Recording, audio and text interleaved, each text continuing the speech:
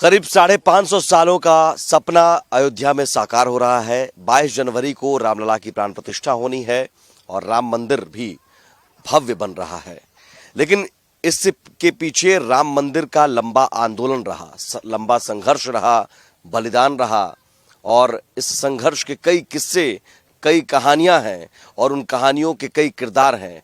उन्हीं कहानियों को ढूंढते ढूंढते जब हम अयोध्या में पहुंचे हैं तो उन कहानियों के एक किरदार संतोष दुबे से मुलाकात हुई। जो संतोष दुबे हमारे साथ मौजूद हैं, जिन्होंने कार सेवा की थी, कार सेवक हैं और उनके साथ और भी साथी हैं, हिंदू शिवसेना के प्रांत प्रमुख भी हैं और इनके पास वो हथौड़ा भी है जिससे जिससे ढांचा पर वार किया गया था और ढांचा को गिराया गया था। जब कार सेवा हुई थी, भारी संख्या में, बड़ी संख्या में लोग पहुंचे थे और ये मुझे लगता है कि देखिए, मैं अपने हाथ में लेकर ये हथौड़ा उठाया मैंने। बहुत वजन है इसका, 5 किलो इस हथौड़े का वजन है और इसी हथौड़े से उस पर वार किया गया था। उस दौरान जो गोलियां चलाई गई थी तो गोलियां भी लगी और कई लोग घायल भी हुए और बुरी तरह से कई लोग जेल भी गए। तो उन कहानियों को जरा समझना जरूरी इसलिए भी है क्योंकि जो इस पल आप उत्सव का माहौल देख रहे हैं, आनंद उमंग उल्लास का माहौल देख रहे हैं, उसके पीछे बहुत लंबा संघर्ष रहा है और संघर्ष के किरदार संतोष दुबे भी हैं हमारे साथ। संतोष जी, कैसा रहा वो संघर्ष, आप बता सकते हैं? हाँ, वो संघर्ष तो हम लोग, खैर हमने 84 से आरंभ किया था, हाई स्कूल में पढ़ रहे थे तो इसी सरयू तट पर आगे एक संकल्प सभा परमहंस रामचंद्र दास जी ने कराई थी। तो वहीं से ये नारा निकल कर आया था, सौगंध राम की खाते हैं, मंदिर वहीं बनाएंगे, मारेंगे या मर जाएंगे पर मंदिर वहीं बनाएंगे। और फिर उस संकल्प लेने के बाद मन में एक भाव जागा कि अब हम लोग भी अपना घर तब बनाएंगे जब रामलला अपने घर में होंगे। अब ये मन में भाव चलता रहा। 86 में हमारे मौसेरे भाई उमेश चंद पांडे जी ने एक वाद दायर किया जिला न्यायालय में। दूसरे दिन उसका फैसला आया, राम जन्मभूमि परिसर मंदिर में ताला क्यों बंद है। तो कोई जवाब सरकार नहीं दे सकी। उस समय के तत्कालीन अधिवक्ता हमारे चचेरे भाई थे वीरेश्वर द्विवेदी जी, वो सरकारी वकील थे। उन्होंने कहा कि भाई लिखा पढ़ी में तो कोई आदेश है नहीं, ताला खोलने का आदेश हो गया। फिर उसके बाद हम लोग दर्शन करने के लिए आए, दूसरे दिन नहीं कर पाए। मैं, उम्र कम थी और भीड़ बहुत थी, नहीं दर्शन कर पाया, बड़ा दुखी था। आके यहाँ बैठ गया तो एक बड़े संत मिले और उन्होंने हमको अपने आकर के जो पीछे से पीठ पर थपकाया तो उनको मैंने देखा। वैसा दिव्य सुंदर व्यक्ति मुझे कभी आज तक इतनी उम्र में भी कोई नहीं दिखा। उन्होंने मेरी बात सब कैसे मन में उनके आगे, उन्होंने कहा, बाबरी मस्जिद गिराना चाहते हो, राम मंदिर बनाना चाहते हो, बेटा आयु कम है, संकल्प बड़ा है, कैसे करोगे। तो मेरे मन में एक आशा और जग गई कि ये मेरे मन की बात जानते हैं तो जरूर कुछ और जानते होंगे। फिर उन्होंने ही आगे बताया कि कल आओ हम दर्शन कराते हैं। फिर वो मिलते रहे, हम दर्शन लोग करने गए। वहाँ रामलला के पास जब गए तो मस्जिद के नीचे देखकर हृदय फट पड़ा। हमने अपना जीवन श्री राम जन्मभूमि की मुक्ति तक के लिए संकल्पित कर दिया और फिर कई संघर्षों से आगे बढ़ते बढ़ाते, और कहानी तो बहुत लंबी है पर आपको तो संक्षेप में बता दे रहे हैं कि उसके बाद मैं शिवसेना में शामिल हुआ और उसके बाद धीरे धीरे वो 89 में रामशिलाओं का पूजन होकर के पूरे देश से अयोध्या आ रही थी। तो उस समय तक हम लोगों का चेहरा पूरे जनपद में चर्चित हो चुका था। तो हमारे जिम्मे बड़ा काम लगाया गया बाहर से कारसेवकों को। फिर उसी में घोषणा हो गई कि 30 अक्टूबर 1990 को आडवाणी जी सोमनाथ से अयोध्या तक की यात्रा लेकर आ रहे थे। तो उसमें यह तय हुआ था कि हम सबों ने आपस में तय किया था कि जो भी बाहर से कारसेवक आते हैं उनको अयोध्या में रुकने के लिए व्यवस्था कराई जाए। लेकिन यहाँ कर्फ्यू लगा दिया गया आडवाणी जी की गिरफ्तारी के बाद। तो बाहर से जो लोग आ रहे थे उनके लिए समस्या खड़ी हो गई। खैर व्यवस्था बनाई गई सबके लिए। गैर जनपद से जो इस जनपद में प्रवेश कर रहे थे उनको अलग अलग जगह से ला करके हम लोगों ने अयोध्या के किनारे माझा में, तब गन्ने की खेती बहुत होती थी और अमरूद के पेड़ बहुत थे, तो माझा में सबको रखने की व्यवस्था की गई। और 30 अक्टूबर को, अच्छा रात्रि में 29 अक्टूबर की रात्रि में बिच्छू ने डंक मार दिया, ऐसी जगह मार दिया कि साहब शहर में कर्फ्यू लगा है और जा भी नहीं सकते, बाहर पुलिस का खतरा। तो खैर जैसे तैसे रात कटी और 30 अक्टूबर को हम लोग ढांचे पर जब आए, सब लोग चढ़े, तो एक बड़ा प्रायश्चित हुआ कि आज हमारे पास कुछ नहीं है, साधु का एक चमटा, कुछ तलवारें, तो उससे खींच निकाली जा सकती थी। मैं गमछा भगवा रखता था, तो मैंने गुंबद पर बांध दिया। भाई रविशंकर पांडे जी भी थे और दुर्गा पहलवान जी थे, बहुत सारे लोग थे, लेकिन हम लोगों को बड़ी हताशा हुई। वो शरद कोठारी और राम कुमार कोठारी दोनों भाई दूसरे गुंबद पर थे। उनका उत्साह देखकर मन में उत्साह तो बहुत बढ़ा, लेकिन दुख हुआ कि हम ढांचा तोड़ने आए थे और कुछ कर नहीं पा रहे हैं। नीचे गोलियां चल रही हैं, आंसू गैस के गोले दागे जा रहे हैं, ऊपर भी निशाना करके मारा जा रहा है। तो हम लोग धीरे धीरे उतर आए, क्योंकि लगा अब इससे कुछ कर नहीं सकते हैं। कई हथौड़े, जो वो हथौड़ा ये दोनों, ये 6 दिसंबर 92 की फिर तैयारी की गई। अच्छा अच्छा, तो ये उस दिन आप गुम्बद पे चढ़ गए थे? चढ़ गए, पर अफसोस कि अमर्ष से भर गए थे कि कुछ कर नहीं पाए, बल नहीं चला, क्योंकि वो कोई मानो तो था नहीं, वो तो एक घर था, मस्जिद थी, उसको तोड़ने के लिए हथियार चाहिए थे, तो वो उस समय था नहीं। अच्छा, फिर उसके बाद 2 नवंबर की घटना हो गई। 2 नवंबर की घटना में गोलियां चली, जिसमें हमको भी 4 गोलियां लगी। हमारे साथी सब मार दिए गए, वासुदेव गुप्ता, रमेश पांडे जी, राजेंद्र धरकार, जब ये लोग, रामचल गुप्ता, भी गोलियां लगी? 4 गोलियां लगी थी। तो आपको उस वक्त गोलियां लगी, कैसे आप बच कैसे कि 4 गोलियां लगी? बचाने वाले तो नारायण हैं, पर हमको बचाकर लाने वाले उनमें से अभी एक। इनको गोलियां लगी तब आप कहाँ थे? जी, मैं वहीं साथ में, हम लोग साथ में थे, सब लोग साथ में थे। हम लोग हरि कीर्तन करते हुए चले आ रहे थे उधर दिगंबर अखाड़ा से। जैसे ही आगे बढ़े, लाल कोठी पे पहुंचे, गोली शुरू हो गई, गोलीबारी शुरू हो गई। वहां चीख पुकार, चिल्लाना, गिरना, भागना, भगदड़ शुरू हो गया। फिर तो मैं देखा कि सबसे पहले मैंने देखा कि कोठारी बंदूक में शरद को गोली लगी थी। ये दौड़े, हम लोग साथ में ही थे, सब लोग साथ में थे। ये दौड़े, उसको बचाने के लिए बढ़े, इनको गोली लग गई। उसके बाद तो फिर उसके बड़े भाई को गोली लग गई, राम कुमार को गोली लग गई। इनको गोली लगी, ये गिरे। गिरने के बाद फिर जैसे ही मैं उधर पहुंचा आगे, मैं थोड़ा 2-3 लोगों के पीछे था, क्योंकि हम लोग साथ में, जत्थे में साथ में थे। जैसे ये गिरे, वैसे में आगे जगह उनको देखा तो हमारे बट पे भी मारा गया, बट से मारा गया, हमारे कंधे पे मारा गया। मैंने इनको उठाया, उठा करके गली में सीधे भागना शुरू कर दिया। तो गली में जब मैं भागा तो दाहिने तरफ कुछ मकान बने हुए थे। जो भागने का है वो जी जी जी जी जी जी, अगर देख सकता है तो ये तस्वीर होगी, ये हम दर्शकों को दिखाएंगे भी ये तस्वीर। जी तो ये उसी वक्त की तस्वीर है? जी हाँ, जी जब जी, गोली लगी हाँ, थी? गोली लगी जी तो ये आपको ही गोली लगी है? जी जी आप खून से लथपथ हैं और जी। आपको ले जा रहे हैं आपके, तो यहाँ पर आप ही उनको? जी जी जी जी। भागे हम लोग, इनको लेकर के भागे, और उसके बाद फिर इनको बचाया गया, किसी तरह से बचाया गया, बच गए ये तो ये हो गया हमारे ग्रुप में। और जो लोग थे वो हल्ला मच गया कि गए, खत्म है मामला इनका। लेकिन अब वो हनुमान जी की कृपा थी, राम काज करना था, बच गए। और हम लोगों ने भी साथ में चल करके फिर 6 दिसंबर को अपना काम किया, राम काज कर भी। 6 दिसंबर के लिए फिर 1.5 साल हम लोगों ने बड़ी तैयारी की, और 5000 उन लोगों को तैयार किया जो अपना अंगूठा फाड़ करके एक फॉर्मेट बना था, उस पर लिखा था कि क्या आप राम मंदिर बनाना चाहते हैं? यदि हाँ तो बाबरी मस्जिद गिरानी पड़ेगी, यदि हाँ तो आपकी जान भी जा सकती है, यदि हाँ तो इस पर हस्ताक्षर अपने रक्त से करें या अंगूठा लगा दें। तो इस तरह 5000 लोगों को तैयार किया गया। पूरे पूर्वी उत्तर प्रदेश के 29-30 जिलों में हम लोग स्कूटर से जाते थे, मैं, भाई रविशंकर पांडे जी, ये लल्लन जी और तमाम लोग थे, दुर्गा पहलवान जी, सब लोग जाते थे।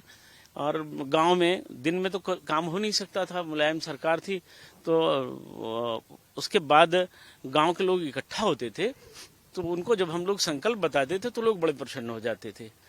तो लोगों ने पूरा सहयोग दिया, अर्थ, तन से, मन से, धन से, और लोगों ने कहा गन से भी हम आपके साथ हैं, हर तरह राम मंदिर। तो अब जब ये लोग सब तैयार हो गए, तब हम लोगों को ये प्रतीक्षा होने लगी कि अब जब विश्व हिंदू परिषद कार सेवा की घोषणा करे और लाखों लोगों को इकट्ठा करे, तब हम ये 5000 लोग अपना काम करेंगे।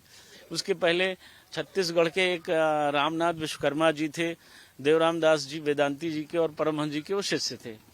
तो वो पहाड़ों के रहने वाले थे, तो उनको मालूम था। तो हम लोगों ने 6-7 ऐसे लोगों को आप सबको ले गए हम लोग चित्रकूट में, अनसुईया आश्रम की पहाड़ियों में। उन्होंने ट्रेनिंग दी कि रस्से को कैसे फेंकना है ढांचे पर चढ़ने के लिए।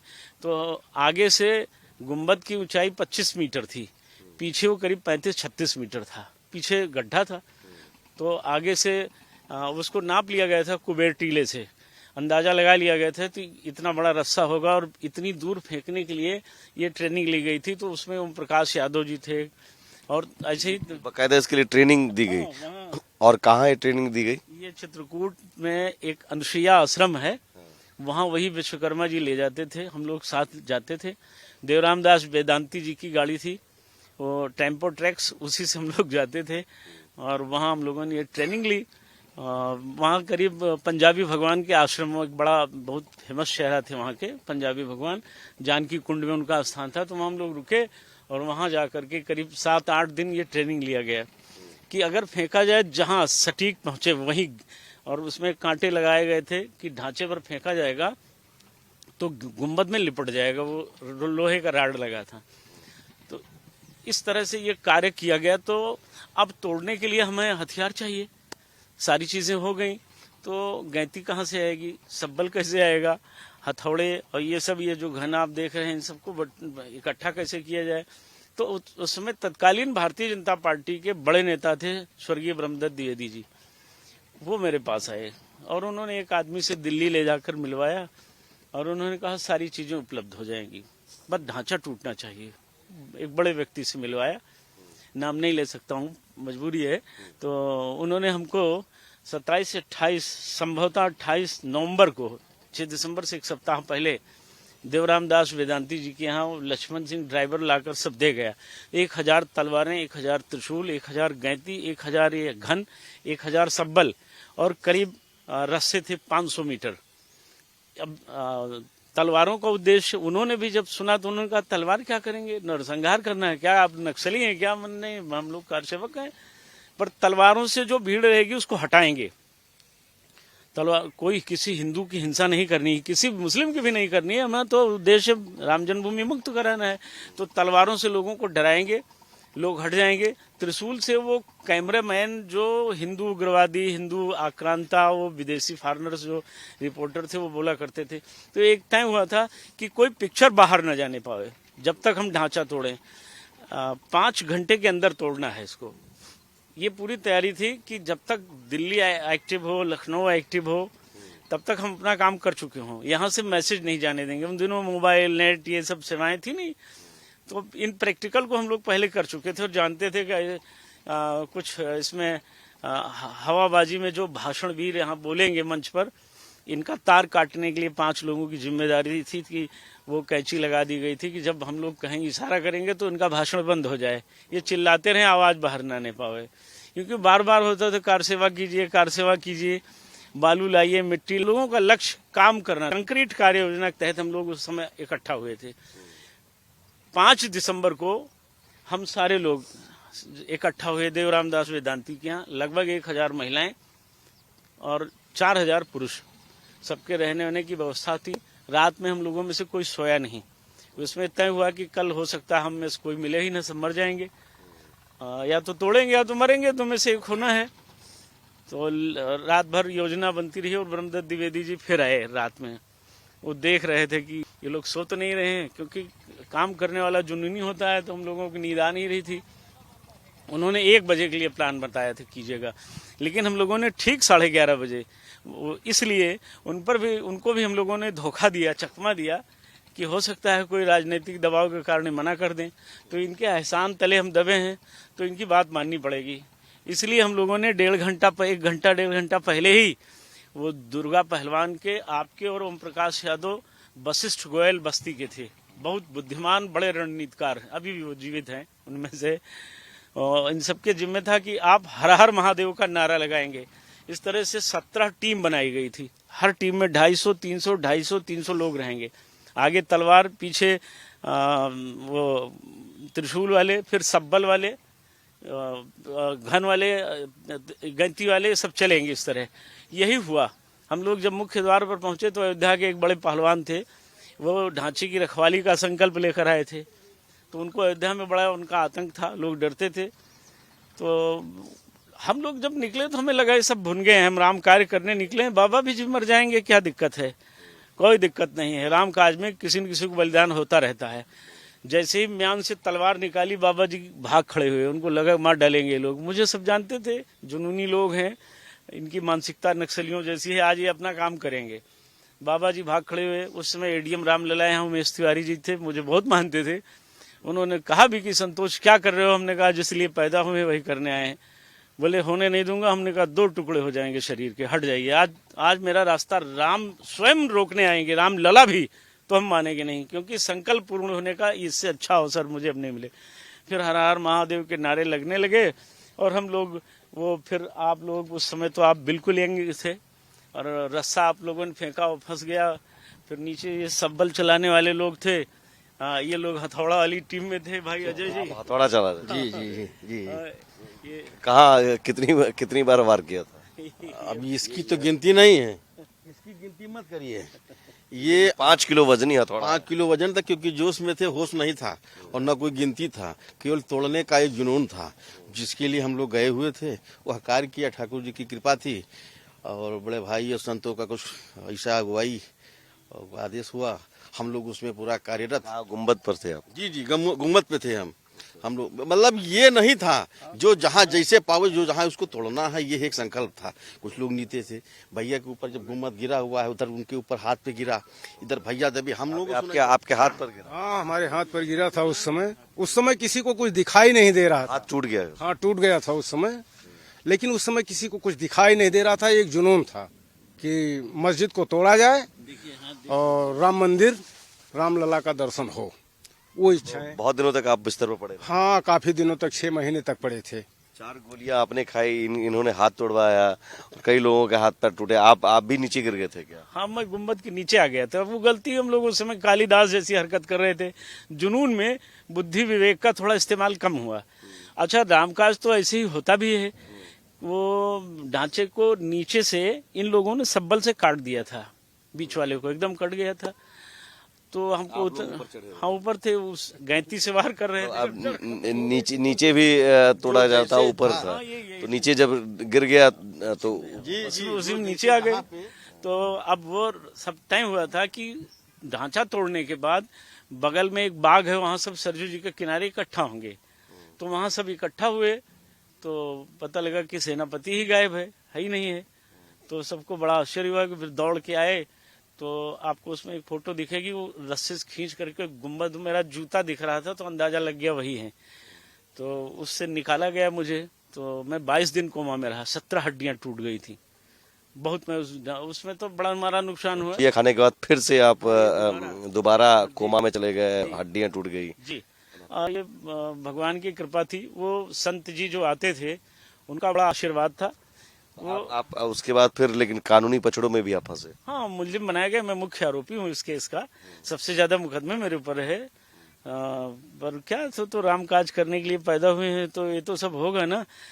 अगर ये न किया होता, अगर ढांचे को हटाया न होता, तोड़ा न होता, तो जो फैसला आया है 9 नवंबर 2019 को, तो ये कैसे आता? आज वहाँ रामलला कैसे भव्यतम मंदिर में जाते? ये तो बहुत काल तक चलता। तो किसी न किसी को ये कुर्बानी देनी थी। अब ये भगवान ने मेरे ही जिम्मे कर दिया। मैंने कुछ नहीं किया सब हनुमान जी ने, पर मुझे श्रेय मिल गया। चोट तो लगे। लंबे संघर्ष और ये तमाम जो दुख तकलीफ है, सब सहने के बाद और लंबे संघर्ष के बाद, कई लोगों के बलिदान के बाद, अब अयोध्या में भव्य राम मंदिर बनते हुए देख रहे हैं आप। रामलला 22 जनवरी को विराजेंगे, वो अब एहसास क्या है? ये एहसास बड़ा सुखदायी है और ये भावुक क्षण है हम सबों के लिए, क्योंकि जो हमारे साथी इसमें चले गए और इस आंदोलन के शलाका पुरुष परम आदरणीय परमहंस जी, जिन्होंने मेरा हाथ पकड़कर दिगंबर अखाड़ा के विराजमान भगवान से कहा था कि प्रभु मैं रहूं न रहूं, इसके जीवन का एक स्वप्न है। ये राम मंदिर देख ले तो समझिए इसकी आंखों से मैं भी देख लूंगा बनता। अगर ये नहीं देख पाया तो इसको फिर जन्म लेना पड़ेगा। अब ये सब चीज़ें, ये यादें छोड़ दीजिए साहब, इन बातों में क्या जाएं। बर्बादी अच्छी होती है लेकिन आज़ादी उससे अच्छी होती है। आज रामलला अपने भव्यतम घर में आ रहे हैं। हमारे लिए अपना व्यक्तिगत कुछ है नहीं। हमने संकल्प लिया था हम अपना भी घर तब बनाएंगे जब रामलला का बनेगा। हमारे लिए सबसे बड़ा सुख नहीं बल्कि परमानंद का विषय है। भव्यतम मंदिर बन रहा है, पर हमारे साथी वासुदेव भाई नहीं रह गए। वो राजेंद्र धनकार जो मुझे चाय पिलाता था, दौड़ कर आता था, 16-17 साल का बच्चा था, अपनी आंखों से उसे मरते देखा। अपनी आंखों से भाई रमेश पांडे को हमने मरते देखा, कुछ नहीं कर पाए। लोग चिल्ला रहे थे भैया बचाओ, भैया बचाओ। भैया को खुद गोली लगी थी। मैं उन शब्दों को व्यक्त करूं अच्छा नहीं लग रहा है, क्योंकि आज वो नहीं देख पा रहे हैं। अच्छा होता कि इस ब्रह्म सुख का अनुभव वह भी करते, लेकिन हमारे बीच नहीं है। हमने यातनाएं तो जो झेली वो छोटा विषय था। 3-3 बार रासुका लगाई गई हमारे ऊपर, साल भर जेल में रहा हूं, मेरे घर की कुर्की की गई, बहुत यातनाएं झेली। इस दौरान आपने यात्राएं झेली, लेकिन दर्द और कष्ट और परिवार ने भी सहा होगा। बिल्कुल सहा। परिवार पर क्या बीता? परिवार ने बहुत दंश झेला है, बहुत दंश झेला है। मेरे स्वर्गीय बड़े भाई वरिष्ठ अधिवक्ता थे जनपद के, बड़े नामचीन व्यक्ति थे। उनका सपना था और इसीलिए उन्होंने मुझे मुक्त कर। घर की महिलाएं जो होती हैं, माताएं बहनें, वो भी चिंतित रहती हैं कि आप जेल जा रहे हैं। वो सब बेघर हो गई थी, परिवार सब इधर उधर हो गया था। जी, परिवार सब इधर उधर हो गया था, बच्चे इधर उधर भटक रहे थे। लेकिन जब हॉस्पिटल से सब लोग वापस आए, धीरे धीरे फिर व्यवस्था बनाई गई, फिर बच्चे सब लाइन। दौरान जब आप लोग घायल थे या कार सेवा में, तो तब परिवार कहाँ था? परिवार घर पे। सब रिश्तेदारों के यहाँ भगे हुए थे सब लोग। ताला बंद था, कोई यहाँ कोई वहाँ कोई यहाँ, छिन्न भिन्न था सब। लेकिन अब तमाम संघर्ष और बलिदान के बाद वो उत्सव की घड़ी, शुभ घड़ी, सुखद बहुत है। सुखद अंत है। भला तो सब भला। अंत भला तो सब भला। और एक चीज मैं और कहना चाहता हूँ कि जो हम लोगों के साथी बिछड़े इस संघर्ष में, जो नहीं रहे, उनकी आत्माएं बड़ी संतुष्ट होंगी देख करके, बड़ी प्रसन्न होंगी वो। मुंह दिखाने लायक हम लोग रहे। जी, मुंह दिखाने लायक हम लोग रहे। हमारे जो लोग पर आप लोग उत्साह आज जो उत्साह, उस समय का उत्साह, मुझे लगता है उससे दोगुना उत्साह आज आप लोगों को के अंदर होगा। एक बार आप लोग उत्साह भगवान प्रभु श्री राम के नारों के साथ आप बताएं कि किस तरह का उत्साह है। जय श्री राम, जय श्री राम, जय श्री राम। श्री राम जन्मभूमि की जय, श्री राम जन्मभूमि की जय, काशी विश्वनाथ की जय, काशी विश्वनाथ की जय, श्री कृष्ण जन्मभूमि की जय। तो इस तरह के किस्से और कहानियां हैं, और इसे जानना जरूरी है कि इस उत्सव के माहौल के पीछे कितना बड़ा संघर्ष, कितना लंबा संघर्ष और कितने लोगों के बलिदान रहे हैं। और ये इसलिए जानना जरूरी है कि हर उत्सव के पीछे की कहानी होती है। तो अयोध्या में राम जन्मभूमि परिसर में राम मंदिर बन रहा है, रामलला विराज रहे हैं, लेकिन इसके पीछे जो लंबा आंदोलन चला, उस आंदोलन की ऐसे ही और भी किस्से, कहानियां और किरदार हम आपके सामने लाते रहेंगे। फिलहाल सहयोगी मनमीत गुप्ता और कैमरा पर्सन पवन शर्मा के साथ सुमित झा, भारत एक्सप्रेस, अयोध्या।